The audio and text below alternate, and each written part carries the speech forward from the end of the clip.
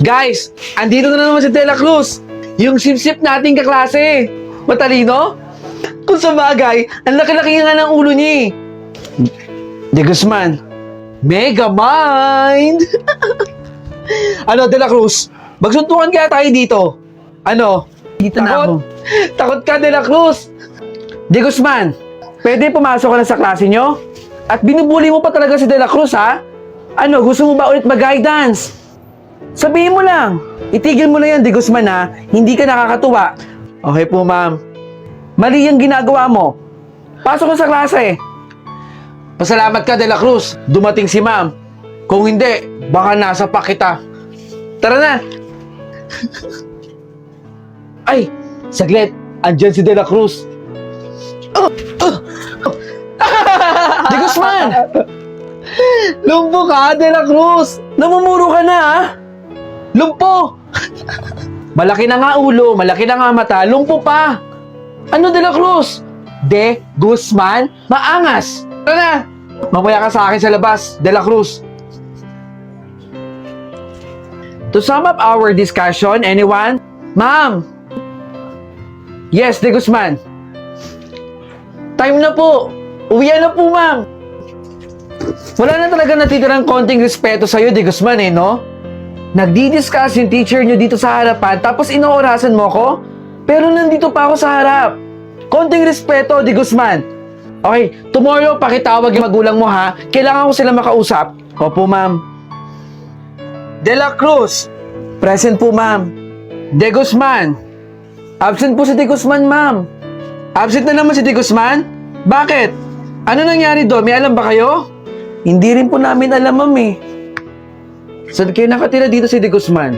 Grabe no, kawawa yung bata. Ano kaya nangyari doon? Alam niyo po ba dito kung saan nakatira si De Guzman? Ah, si De Guzman po. Siya po yung nakabulol dyan. Tama na po. Tama na po.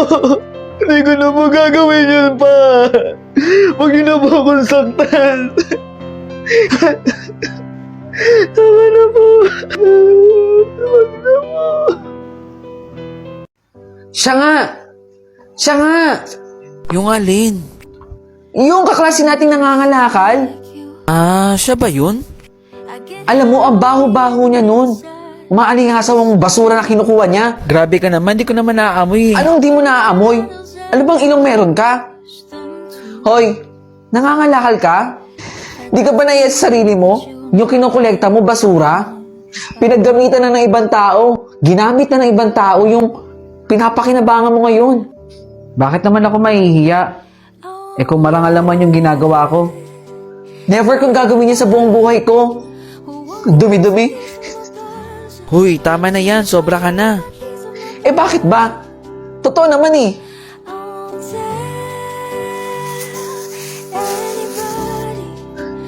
Hoy! Namamolekta ka na naman ng mga plastic cup, kung ano ng mga basura. Ito, gusto mo to? Yung iniinom ko? Sandali. Oh. Yan ang gusto mo, di ba? Sayo na yan. Teka, tama lang yan na mapaliguan ka. Ang bango mo kasi. Ang dumi-dumi mo tignan. Nakakaya, naging classmate pa kita. Diyan ka na muna. Carlos. Present po.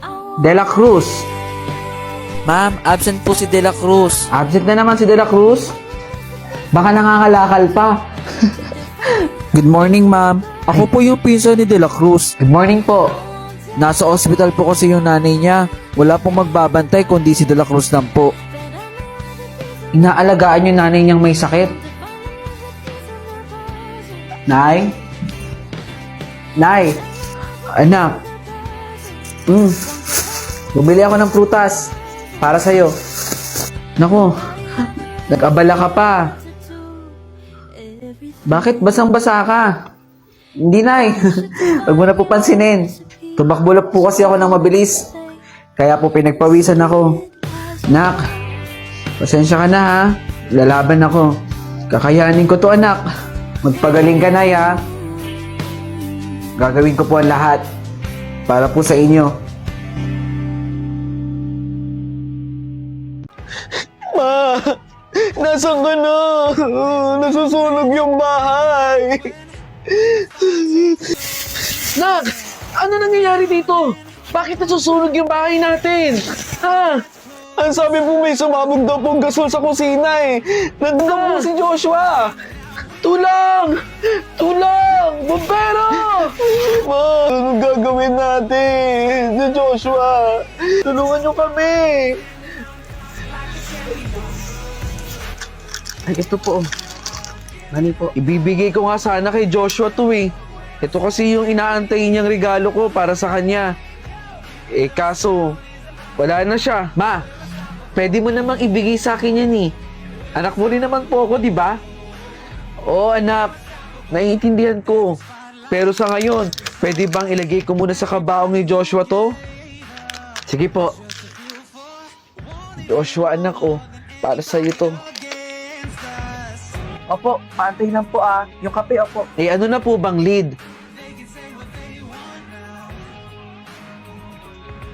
Kung hindi po ang pagsabog ng gasol ang dahilan, eh ano po? Sinadya? Ng anak ko? Paano nangyari yun? Salamat dito ma sa sapatos na binigay mo. Napakaganda po. Ma, yun sa akin po. Huwag ka nang umasang bibigyan ka ni mama. Nakakalimutan mo bang ampun ka lang dito? Ako pa din yung tunay na anak ni mama. Ampun ka lang. Kahit kailan, hindi mo malalasap yung mga bagay na binibigay sa amin ng nanay ko. Dahil ako ang tunay na anak at hindi ikaw. Ampun! Pasensya na, Joshua. Demanding ang ampun na yan. Ampun ako, di ba? Joshua, ikaw ang tunay na anak. Manda ka sa gagawin ko.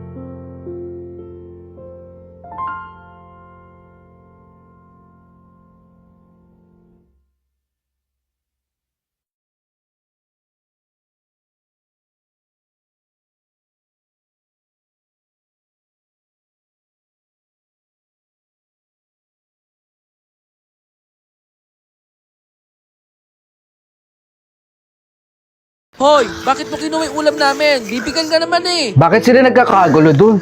Masarap to. Nilagang baboy. Ngayon lang ako makakatikim ng ganito kasarap na ulam. Nagnakaw siguro yung bata.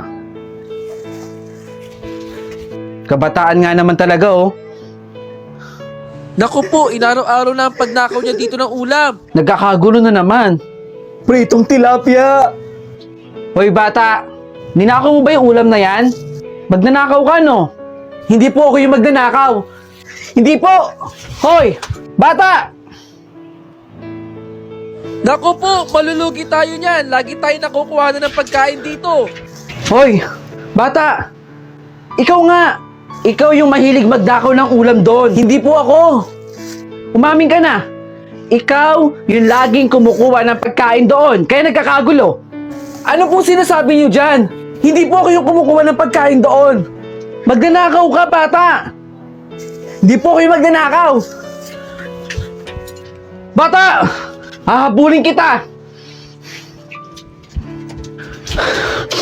Hoy, bata! Kuya? Kuya! Bitawan mo ako! Ikaw yung magnanakaw. Hindi po ako yung magnanakaw. Kahit magtanong pa po kayo doon. Umamin ka ni. Magnanakaw ka. Halika. Saan niyo po ako dadalhin? Basta. Kuya! O, ito po. Ito po yung magnanakaw. Ano nangyayari? Kahit tanungin niyo po sila. Nako sir, pasensya na po. Pero hindi po siya yung tinutukoy namin magnanakaw. Binibigyan po namin siya ng pagkain. Kasi sabi ho niya, wala ho silang makain. Ng kapatid niya. Ang tinutukoy ho namin kumukuha ng pagkain o ng ulam dito, yung pusa po. Pusang kalye. Lagi na lang nagnanakaw dito ng ulam. Oy bata oh. May tinapay pa dito. Sa'yo na lang. Maraming salamat po. Yung kahapon, nilagang baboy tsaka pritong tilapia ha. Sana nakakain kayo ng maayos. Oh, bunso. Kainin mo na to. Huwag mo na ako isipin. Makita lang kitang kumakain. Busog na ako. Promise.